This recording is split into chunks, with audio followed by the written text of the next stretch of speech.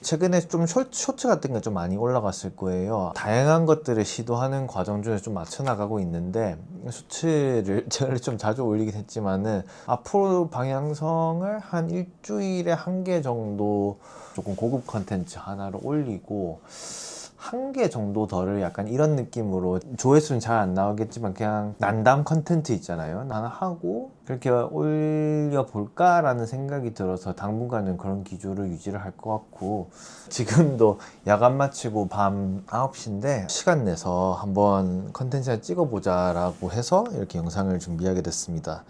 이제 최근에 유튜브 댓글에서 영화 관련해 가지고 좋아하는 영화든지 감상편을 올려달라고 써주신 분이 계시더라고요. 그래서 제가 다른 건 몰라도 영화 뭐 책은 진짜 자신이 있습니다. 뭐 이게 자랑일진 모르겠는데, 제가 2010 몇 년도 저 2010년도 초반인가 그때쯤에 왓챠 앱이 처음 나왔을 때 본 영화를 이렇게 막 눌러보는 그런 기능이 있었던 게 기억이 나거든요. 제가 그때 이제 봤던 영화들을 다 눌러보니까 한 4,000편, 3,000편이 넘어갔던 기억이 나요. 그래서 제가 왜 이렇게 영화를 좋아하냐, 그 이야기 너무 길어가지고 별도로 아마 편을 끊을 것 같고, 사실은 저는 아무리 졸작이라고 해도 영화 한 편이 그 자체로서 너무 가치 있다 생각을 해요. 흑백 영화부터 컬러 영화, 뭐 MGM 시대, 스타일의 시대, 70년대 개성의 시대, 80년대 블록버스터 시대, 그 시대별로 가진 특징이 너무 다르다고 생각을 하고, 또 장르별로도 이렇게 역사 따라가지고 따르는 계보가 다르거든요.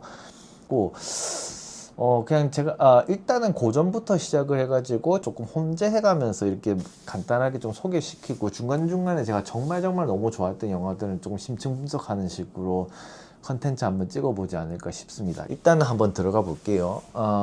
오늘은 제가 좋아하는 고전 영화입니다.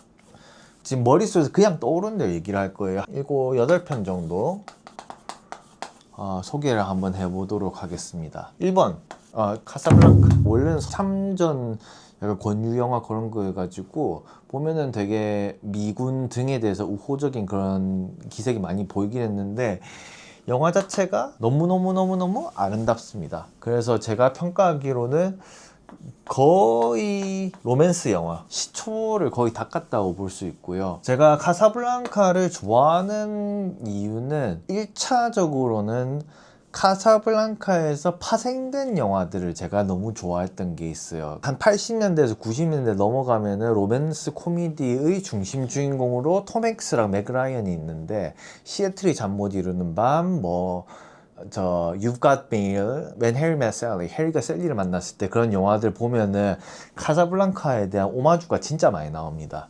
그래서 제가 그 영화들을 보고 이 로맨스 영화가 랑 특징들이 뭔가 오마주네 싶어가지고 이제 카사블랑카를 찾아봤게 됐는데, 이 영화를 보게 되니까 나중에 나온 수많은 티타는 로맨스 영화들, 이루어질 듯 이루어지지 않을 듯 하는 그런 사랑 영화들의 특징들을 여기서 다 따왔구나 라는 걸 느낄 수 있어서 너무 좋았고, Here's Looking at You Kid, 당신 눈동자를 향하여 건배도 이 영화에서 나왔고요. 중간에 영화 장면 보면은 군가를 술집에서 막 부르기 시작해요.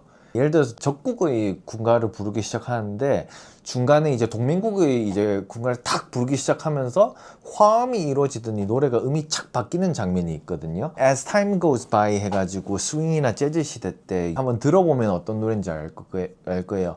A kiss is just a kiss 하면서 이제 그 중후한 톤으로 부르는 로맨스 영화에 자주 쓰이는 노래가 있는데, 그 노래도 여기서 다 나왔기 때문에 그런 요소들을 보는 게 너무 좋고, 저는 이 시기를 개인적으로 일종의 로맨티시즘의 낭만주의 시대라고 부르는데, 험프리 보가트라든지 잉그리드 버만, 이름은 다 들어봤을 거예요. 그 대배우들이 다 나오거든요. 근데 진짜 너무 멋있고 너무 예쁩니다.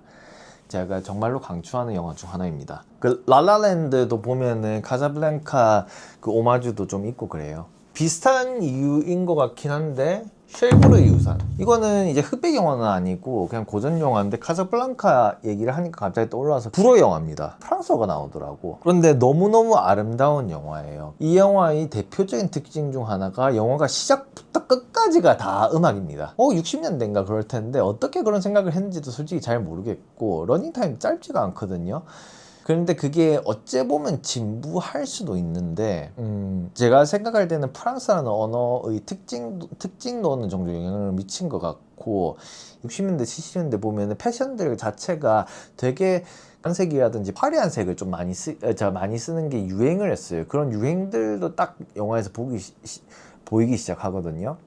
그래서 그 색감이 짱 하고 오르는 게 너무 예쁘고, 이제 쉘브르의 우산 영화를 모르는 사람도 들어보면은 다 아는 그 노래가 있습니다. I will wait for you라고 해가지고 그 노래도 너무 좋고, 스포 이렇게 먼저 스포라고 크게 쓸게요.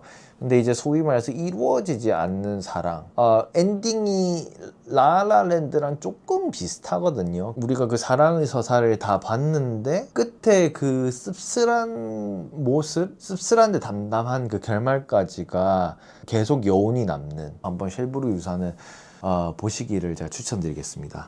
약간 여운이 남는 남는 영화를 얘기를 하니까 지금 떠오르는 게 The Best Years of Our Lives. 한국어로는 우리 생애 최고의 해인가 그렇게 번역이 됐을 거예요. 이게 흑백 영화 중에서는 거의 단연 넘버1 영화라고 불릴 정도로 엄청난 수작입니다.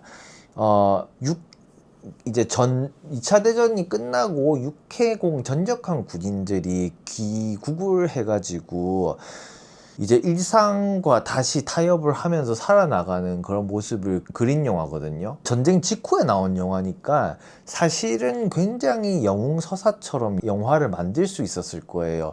막 이제 돌아와서 슈퍼맨이 되고 막 잘 되고, 이제 귀국을 했을 때 와 막 쟈니가 와서 막 안고 너무 행복한 장면을 그릴 수 있었을 텐데, 이 영화를 보면은 전쟁 후에 대해서 굉장히 담담하게 받아들입니다. 그리고 있는 대로의 모습을 최대한 보여주려고 노력을 했던 거예요. 1차 세계대전 이후에 뭐 X세대가 나왔다고 하잖아요. 비슷하게 이것도 이제 2차 대전 이후의 군인들이 PTSD를 그 시기에 이미 약간 조명을 하고 이 사람들이 얼마나 삶과 돌아오려고 했는지, 제가 대표적으로 기억나는 장면들 을 보면은 공군에 전역했던 이제 군인이 비행기장을 이렇게 쫙 가는데 폐 비행기들이 막 수백 수천 대가 쫙 이제 나열이 돼 있어요.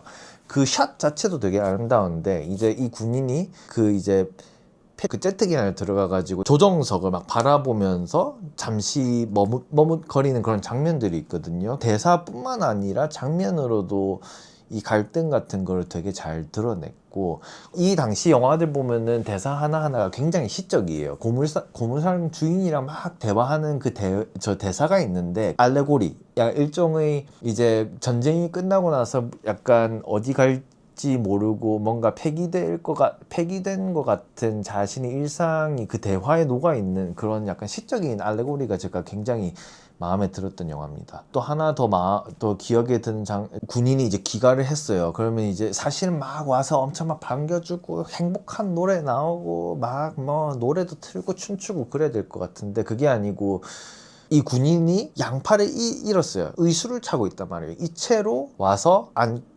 앉는데 가족들이 다 막 웃으려고 하는데 이 웃음이 울음으로 바뀌고, 그리고 먹먹하게 저 멀리를 바라보면서 전쟁이 끝났다는 것보다는 이제 어떻게 살아나가지에 대해서 고뇌하는 게 눈빛에서 정말 살아있거든요. 그런 연기라든지 대사라든지 그런 게 그 시대에 조명하기 쉽지 않았던 주제라 생각을 하고, 요즘에도 이제 전 세계적으로 이렇게 조금 갈등이 있는데 과거의 시대상을 또 돌아보기에 나쁘지 않는 그런 영화라고 생각을 합니다. The Best Years of Our Lives 정말 강력 추천하겠습니다. 갑자기 이제 흑백 영화들이 좀 많이 갔는데, 흑백 영화의 최고봉이라고 하면은 좀 식상할 수도 있겠지만은 시티즌 케인, 시민 케인. 제가 시민 케인이라는 영화를 처음 알게 된 게 영화 관련돼서 이렇게 교과서 같이 나와 있는 책이 있어요. 그 책에서 소개를 해서 먼저 알게 됐고, 미국에서 로저 이버트라든지 그 이제는 고인이 되셨지만 영화 평론가들이 있거든요. 그분들이 자기 인생 영화로 시민 케인을 왜 평론가들이 좋아하는지 충분히 알 수 있고, 이게 이야기 구성도 그렇고 그 카메라 각도 같은 것도 정말 기발해요. 시작을 어떤 시민 케인이라는 사람이 죽고 나서 이 사람 마지막 유언으로 했던 단어가 막 로즈버드인가 그럴 거예요. 로즈버드인가 그렇게 얘기를 하는데, 이 로즈버드가 뭐지를 찾아 나가는 과정 중에 이 사람의 일생이 쫙 나열되기 시작을 하고, 그 찬란했던 삶을 살았던 시민 케인이거든요. 위대한 개츠비적인 그런 모습도 있고, 엄청난 부를 쌓으면서 멋지게 살았는데 이 허황된 삶이요 라는 느낌으로 찍었던 수많은 영화들이 사실 시민 케인에서 그 모티브를 빌려오신다고 보시면 됩니다. 그런데 이제 엔딩, 이거 스포일러입니다. 근데 워낙 유명한 영화여가지고 이미 아시겠지만은, 나중에 알고 보니까 이 사람이 죽었을 때 물건들을 다 태우기 시작을 하는데, 그 어렸을 때 탔던 썰매, 그 썰매에 이제 이름이 적혀있던 게 로즈버드였거든요. 이렇게 멋있게 살았던 사람이었는데, 결국에는 제일 그리워했던 게 가장 어렸을 때의 추억, 가족, 즐거웠던 시절, 그런 거에 조명을 하는 구상이고, 그 스토리적인 구상 측면뿐만 아니라 잘 보면은 카메라 웍이 정말 뛰어나요. 대표적으로 밑에서 아래쪽부터 이렇게 찍는 와이드샷을 하면은 사람이 이렇게 위풍당당해 보이잖아요. 우리나라 영화로 보면은 그 대표적인 게 이정재가 아마 그 예전에 이렇게 킁킁킁킁 하면서 이렇게 걸어 올라가는 그런 장면이 카메라 샷으로 되게 유명한데, 그런 식의 카메라 샷도 이미 그때부터 도입을 하고 있었고, 아니면은 거울이 막 많이 있는 장면이 있는데 그게 내면의 그 투사를 묘사한다든지, 이게 오락 영화의 특성도 있긴 하거든요. 미스테리랑 오락 영화의 특성도 있는데, 되게 컷 하나하나의 예술적인 요소를 녹여내려고 했던 게 굉장히 인상 깊어가지고, 카메라 웍이랑 샷 하나하나의 그 미학을 곱씹어 보고 싶으면은 시민 케인만큼 또 재밌는 영화가 없는 것 같아요. 그런데 흑백 영화로 요번에 이제 달려보시죠. 쉘브르의 우산은 아니긴 하지만은, 아키라 구로사와의 7인의 사무라이 진짜 명작입니다. 그래서 아키라 구로사와가, 저는 어떻게 알게 됐냐면은 스티븐 스필버그랑 그 조지 루카스 스타워즈 감독 친구였거든요. 그래서 영화를 만들 때 나중에 다큐멘터리 같은 거 보면은 80년대 때 그 히트작들 인디아나 존스, 스타워즈 그런 거를 만들 때 가장 많이 차용을 했던 게 이 50년대, 40년대 다양한 걸 차용을 했다고 얘기를 했어요. 인디아나 존스 레이더스 보면은 펀치 같은 거 날릴 때 약간 만화책처럼 퍽퍽 소리 나고 그러잖아요. 그게 다 어쩌면 그런 영화들 오마주였던 거거든요. 이 얘기를 왜 하냐면은, 스타워즈에서 보면은 갑자기 길어졌는데, 그래서 그분들이 영화에서 이 영화를 많이 차용을 했다고 해서 제가 찾아서 봤는데, 이게 알고 보니까 나중에 황야의 7인이라고 해서 The Magnificent Seven, 그 영화 의 모티브가 또 된 영화더라고. 중국 무협지 영화들 보면은 각지에 있는 고수들이 이제 모여가지고 막 마을 하나를 돕고 막 그런 이야기들이 많잖아요. 그런 모티브가 나온 영화예요. 사무라이 둘이서 이렇게 합을 쫙 하다가 하면서 막 찌르는 장면들이라든지, 가지고 허굴들이 힘을 합해서 일반인들을 돕는 그런 스토리 구성이라든지, 아니면 엔딩에서도 보면은 제가 기억이 맞다면은, 그래서 그 영웅들이 시대가 이제 좀 지고 이제 농민들이 시대가 시작한다, 약간 그런 느낌으로 해석도 가능하게 또 엔딩도 열어놓고 했거든요. 그 역사적인 배경 그런 것들이 다 녹여져 있어가지고 영화로서 정말 훌륭한 영화 7인의 사무라이, 요거를 보고 매그니피센트 세븐 보시고, 이외에 또 조지 루카스나 그 스티븐 스필버그 감독 영화 한번 보시길 추천드리겠습니다. 흑백 영화로 계속 이어지고 있으니까 제 7위 인장, 여기서는 좀 짧게 얘기를 하겠습니다. 예술적으로 뛰어난 영화라서 그래서 요거는 분석하면은 정말 재밌는 영화거든요. 그래서 다음번에 시간 나면은 그때 조금 더 설명드리게 하겠습니다. 7번은 12인의 성난 사람들, 12 Angry Men. 제가 중학교 때인가 초등학교 때쯤에 이제 법정 드라마에 진짜 관심을 많이 가졌던 적이 있어요. 그래서 그때는 아직 제가 뭐 과고를 갈지 외고를 갈지 결정을 못했던 시기여가지고, 결국엔 누나가 외고를 가면서 저는 과고를 가게 됐는데, 한때는 진짜 변호사가 너무 멋있다고 생각을 했던 적이 있어요.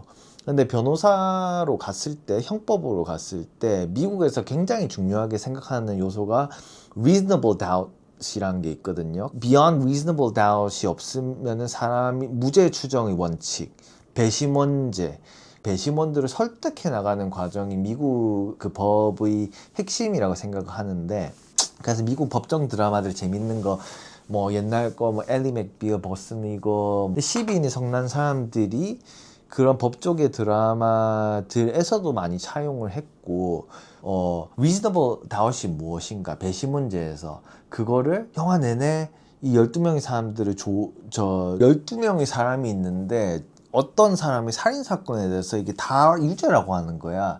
근데 제가 맞다면 헨리 폰다인가 그 한 명이 이제 근데 이게 beyond reasonable doubt이 아니지 않냐라고 얘기를 하면서 한 명씩 얘기를 하면서 설득을 해나가는 과정을 볼 수 있거든요. 그 과정이 너무너무 멋있고 재밌고, 어떤 사건을 바라봤을 때 이게 진실이 무엇인가, 요즘에도 이제 어떤 사실을 볼 때 이걸 어떤 각도에서 봐야 되는가, 그걸 다각적으로 접근하면서 증거를 수집해 나가는 법정 영화의 하나의 그 교과서라고 볼 수 있어가지고 12인의 성난 사람들은 제가 심심할 때 종종 아직도 틀어놓으면서 봅니다. 진짜 재밌어요. 한 이쯤 될 것 같고, 제가 언급한 뭐 로마의 휴일, 오드리 헵번이 진짜 너무 예쁘게 나오고 그레고리 팩도 너무 멋있게 나오는 이런 거 보니까 영화는 좀 로맨스한 걸 많이 좋아하는 것 같아요. 사실은 이미 다 알만한 영화긴 하지만은 젊은 사람들은 모를 수도 있고, 또 그냥 개인적인 선호도가 이런 영화에 있다. 이제 카사블랑카 같은 거 보면은 제가 의외로 제가 F가 맞기 때문에 로맨스 영화 보면서 가끔 눈물 흘리는 거 되게 좋아하고, 쉘브르의 유산 뮤지컬 영화 좋아합니다.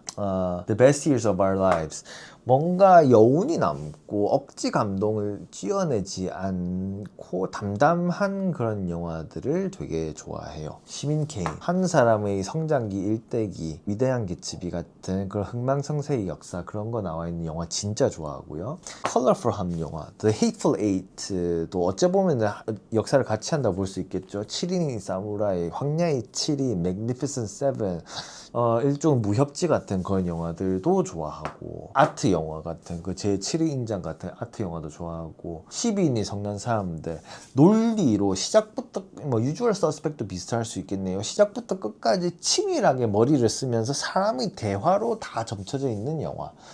요즘엔 너무 비주얼에 좀 집중을 하는 경향성이 있고, 저도 비주얼적인 영화를 좋아하는데, 비주얼적인 것뿐만 아니라 플ot 자체가 처음부터 끝까지 계속 따라가면서 머리로 생각을 하게 만드는 그런 영화들 진짜 좋아합니다. 로마의 휴일은 그냥 오드리 헵번이 너무 예뻐가지고, 고전 영화는 이렇게 떠오르겠네요. 제가 영화 얘기를 하는 걸 좋아하고 진짜 다양한 영화들을 좋아합니다. 그래서 이런 식으로 뭐 영화를 소개를 한번 해본 것도 나쁘지 않을 것 같아요.